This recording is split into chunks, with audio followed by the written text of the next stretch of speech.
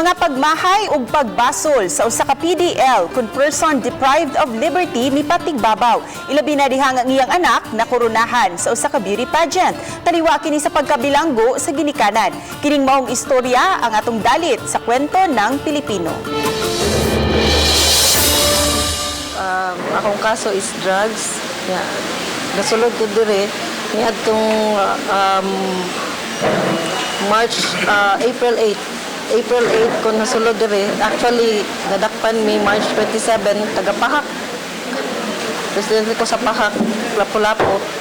Uyog sa akong husband nga naa sa Pikas. Pagdugtad-taod sad mi nga nagbisiyo. Pero mao na siguro ning panahon na para mahigmat kami ba. Kay amo anak dagko na niya. Tanaw na ko.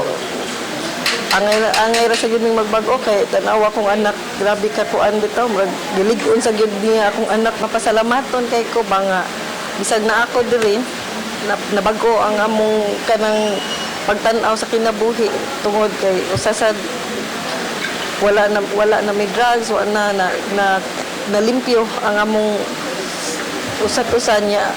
Mapasalamaton ko nga og di siguro tungod na sud mi diri akong anak dili mapursigir og apil og mga pageant.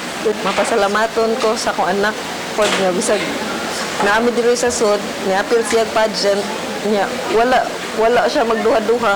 Nakadaog noon gid siya, grabe og courage og fighting spirit akong anak.